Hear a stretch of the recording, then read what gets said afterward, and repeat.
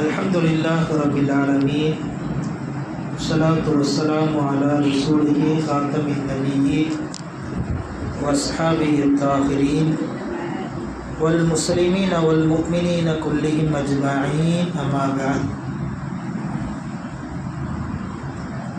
रदियल्लाहु अन्हुम व रदू अन्हु सदक़ल्लाहुल मौलाना अज़ीम। கண்ணியமிக்க தாய்மார்களே, புனிதம் நிறைந்த இந்த இஸ்லாமிய மார்க்கம்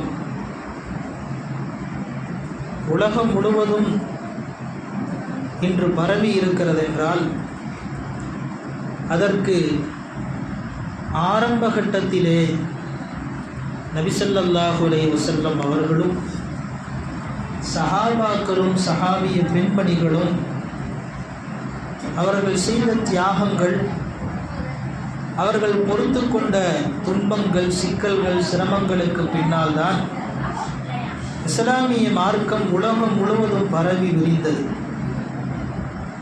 அவர்களினுடைய அந்த தியாகங்களுக்கு பின்னால் தான் நாம் இன்று இஸ்லாமிய மார்க்கத்தை சுதந்திரமாக நாம் சுவாசித்து கொண்டிருக்கிறோம்.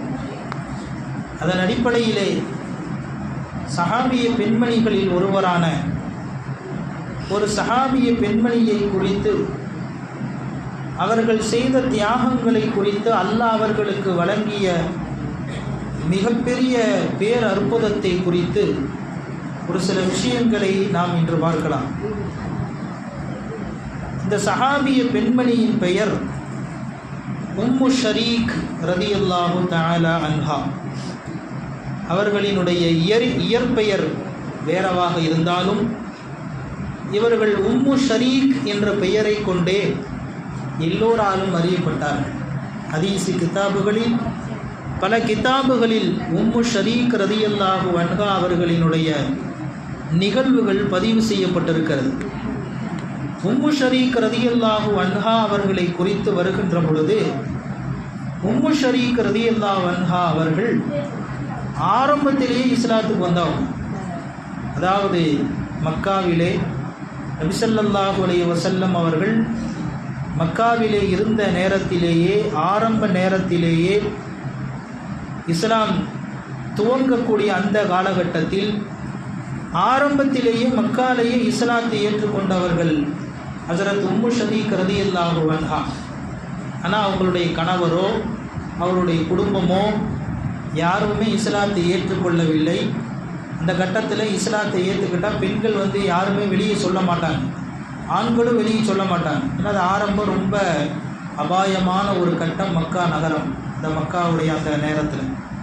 அப்போ இந்த உம்மு ஷரீக் அம்மா இஸ்லாத்தை ஏற்றுக்கிட்டாங்க.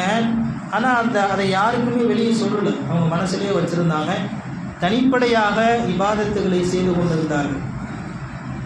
உம்மு ஷரீக் ரலியல்லாஹு அன்ஹா என்னதான் யாருக்கும் தெரியாமல் தனக்குள்ளேயே இஸ்லாத்தை வைத்திருந்தாலும் கூட அன்றைய நேரத்தில் மக்காவிலே இருக்கக்கூடிய பெண்மணிகளிடத்திலே எப்படியாவது இந்த இஸ்லாமிய மார்க்கத்தை கொண்டு போய் சேர்க்க வேண்டும் என்பதற்காக ஹஸரத்னா உம்மு ஷரீக் ரலியல்லாஹு அன்ஹா அவர்கள் தனித்தனியாக ஒவ்வொரு வீட்டுக்கும் குறைஷி குலத்தை சார்ந்த, மக்காவிலே வசித்த பல்வேறு குலத்தை கோத்திரத்தை சார்ந்த ஒவ்வொரு நபருடைய வீட்டில் இருக்கக்கூடிய பெண்கள்கிட்டையும் போவாங்களாம். போய் அவங்கள்ட்ட இஸ்லாத்தினுடைய அழைப்பை கொடுப்பார்கள். இஸ்லாத்தை பற்றி சொல்லுவாங்க, நபி ஸல்லல்லாஹு அலைஹி வஸல்லம் அவர்களை பற்றி சொல்லுவார்கள். பலதெய்வ கொள்கை வழிபாட்டை தடுத்து அல்லாஹ் ஒருவனை வணங்க வேண்டும் என்கின்ற இஸ்லாத்தின் பக்கம் அழைப்பு கொடுக்கக்கூடிய அந்த தாவத்தினுடைய வேலையை ஹஜ்ரத் உம்மு ஷரீக் ரலியல்லாஹு அன்ஹா மறைமுகமாக ஒவ்வொரு மக்காவில் இருக்கக்கூடிய பெண்மணிகளுடைய வீட்டிற்கும் சென்று அவர்கள் இஸ்லாமிய பிரச்சாரத்தை செய்து கொண்டிருந்தார்கள். ஆனால் இது யாருக்குமே தெரியாது. மக்காவில் இருக்கக்கூடிய, வெளியே இருக்கக்கூடிய காஃபிர்களுக்கு, இஸ்லாத்தினுடைய எதிரிக்கு யாருக்குமே தெரியாது. சொல்லப்போனால் உம்மு ஷரீக் ரலியல்லாஹு அன்ஹாவுடைய வீட்டுக்காரங்களுக்கு கூட தெரியாது. ஏன்னா அவங்க யாருமே இஸ்லாத்துக்கு வரல அந்த நேரத்தில். இப்போ நிலைமை இப்படி போய்கொண்டிருக்கின்ற பொழுது கொஞ்சம் கொஞ்சமாக மக்காவில் இருக்கக்கூடிய பெண்களுக்கு மத்தியிலே மாற்றம் வருகிறது. என்னதான் மறைச்சு வச்சாலும் என்னைக்காவது ஒரு நாள் வெளியே வரத்தானே செய்யும். அப்போ மக்காவில் இருக்கக்கூடிய பல பெண்மணிகள் இந்த உம்மு ஷரீக் ரலியல்லாஹு அன்ஹா அவர்களினுடைய இஸ்லாமிய அழைப்பு பணியின் மூலமாக அவர்களும் ரகசியமாக இஸ்லாத்துக்கு வர ஆரம்பிச்சிட்டாங்க. அவர்களும் இஸ்லாத்துக்கு நிறைய பெண்மணிகள் வர ஆரம்பிச்சிட்டாங்க இவங்களுடைய தாவத்தினுடைய வேலையினால். அப்போ ஒரு கட்டத்தில்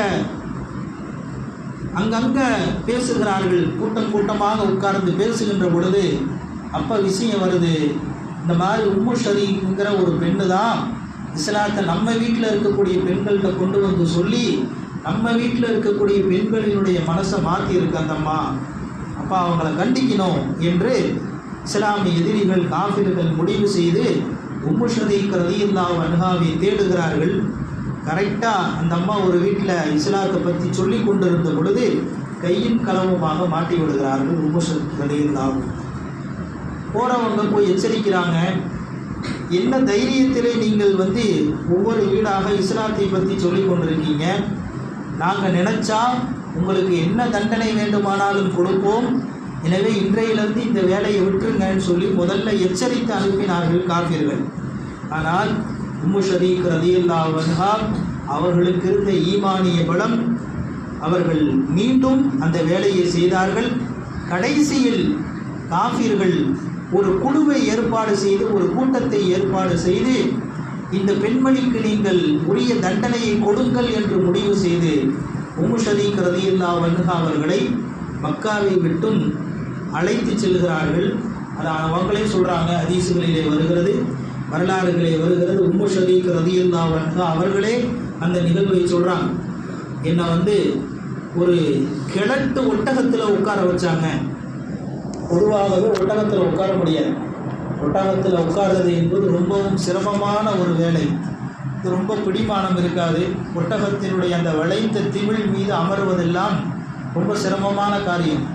அதுவும் வளைந்த, அதுவும் வயதாகி போன ஒரு ஒட்டகத்தில் ஏறி அமர்வது என்பது ரொம்ப கஷ்டம். அது ஒரு பெண்மணி எப்படி ஏறி உட்கார முடியும்? ரொம்ப கஷ்டப்பட்டு அந்த அம்மா சொல்கிறாங்க, உம்மு ஷரீக் ரலியல்லாஹு அன்ஹா ஒட்டகத்தினுடைய அந்த முதுகிலே எந்த விதமான துணியும் இல்லாமல், எந்த விதமான ஒரு விரிப்பும் இல்லாமல் என்னை அப்படியே உட்கார வச்சாங்க. உட்கார வைத்து என்னை கூட்டி கொண்டு சென்றார்கள். ஆள் அரவம் இல்லாத, யாருமே இல்லாத ஒரு பாலைவன பகுதிக்கு என்னை அந்த கூட்டத்தார்கள் கூட்டி கொண்டு போனார்கள். கூட்டிகிட்டு போய் என்ன செஞ்சாங்க, அடிக்கக்கூடிய வெயில், கடுமையான வெயில், பாலைவன வெயில், அங்கே அவர்களை நிறுத்திவிட்டார். நிறுத்திவிட்டு 3 நாள் உணவும் கிடையாது, நீரும் கிடையாது, எந்த விதமான ஆகாரமும் கிடையாது. 3 நாள் வெயிலிலே நிப்பாட்டி வைத்திருந்தார்கள் உம்மு ஷரீக் ரலியல்லாஹு அன்ஹா அவர்களை. எந்த விதமான ஆதரவும் இல்லாமல், பசி ஒரு பக்கம், தாகம் ஒரு பக்கம், பசியினுடைய கொடுமையால் காதெல்லாம் அடைத்து போய்விட்டது. அவ்வளவு கஷ்டப்பட்டு வெயிலிலே வியர்த்து, சாதாரணமாகவே நல்லா சாப்பிட்டு நல்லா திடகாத்திரமான ஆளாக இருந்தால் கூட பாலைவன மணலில் அவ்வளவு கொளுத்தும் வெயிலிலே 1 மணி நேரம் கூட நிற்க முடியாது, மயக்கம் போட்டு விழுந்துருவோம். ஆனால் அவங்க 3 நாள் சாப்பிடாமல், எந்த ஒரு ஆகாரமும் இல்லாமல் அந்த காஃபிர்களுடைய ஒரு கூட்டத்தார்கள் உம்மு ஷரீக் ரலியல்லாஹு அன்ஹா அவர்களை வெயிலிலே நிப்பாட்டி வைத்திருந்தார்கள். ஒரு குச்சி அடித்து அந்த குச்சியிலே அவர்களை கட்டி வெயிலிலேயே நிப்பாட்டி வைத்திருந்தார்கள். இவர்கள் ஒரு டென்ட் அடித்து உள்ளே போய் உட்காந்துக்குவாங்க.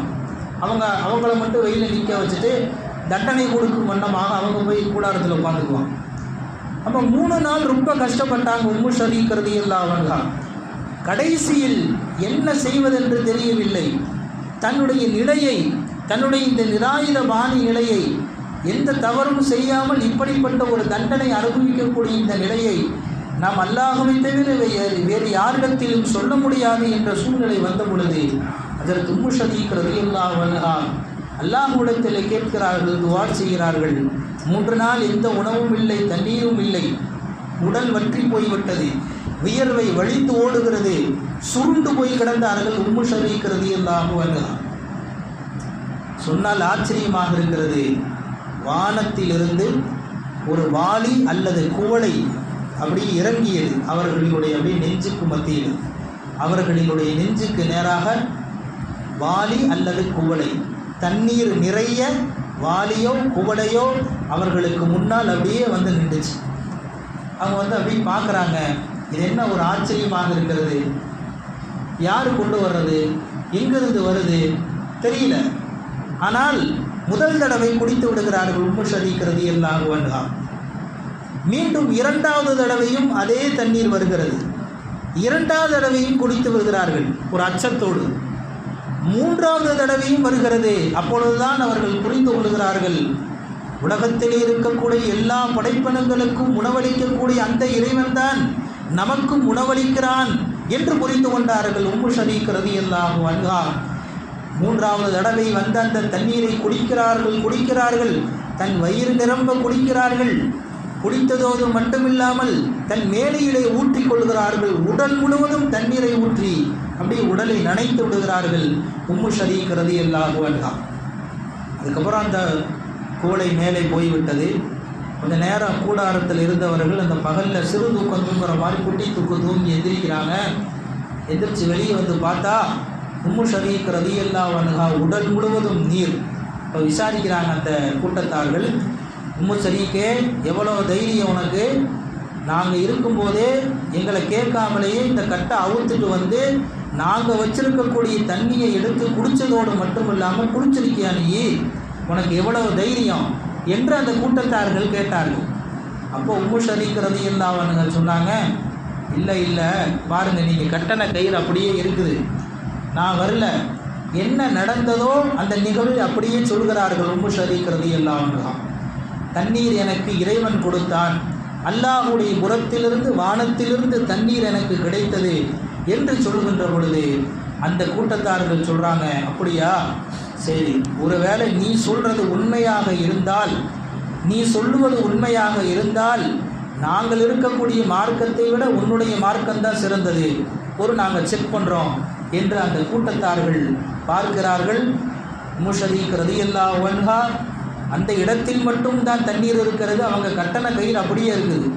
அவங்க கூடாரத்தில் போய் பொருளை பார்க்குறாங்க, அவர்கள் வைத்திருந்த தண்ணீர் அப்படியே இருக்கிறது, பொருள்கள் எதுவும் கிளையவில்லை, அவர்களுடைய தண்ணீர் ஒரு சொட்டு கூட குறையவில்லை, அப்படியே தண்ணீர் இருந்தது, எல்லாம் அப்படியே இருந்துச்சு.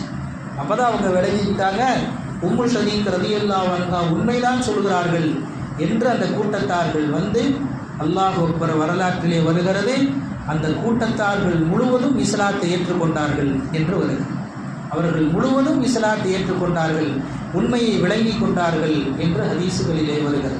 இப்போ இந்த மாதிரி நிறைய சஹாபிய பெண்மணிகளினுடைய தியாகங்கள், அல்லாஹ் அவர்களுக்கு ஈமானில் கொடுத்த அந்த வலு, எவ்வளவு சிரமம் வந்தாலும் அவர்கள் மார்க்கத்தை எடுத்துரைக்கக்கூடிய அந்த துணிச்சல் என்பது அவர்களுக்கு அல்லாஹ் கொடுத்த பெரும் பாக்கியம்.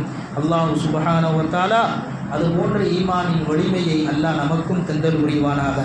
வாஹிரு தாவானா அல்ஹம்துலில்லாஹி ரப்பில் ஆலமீன்.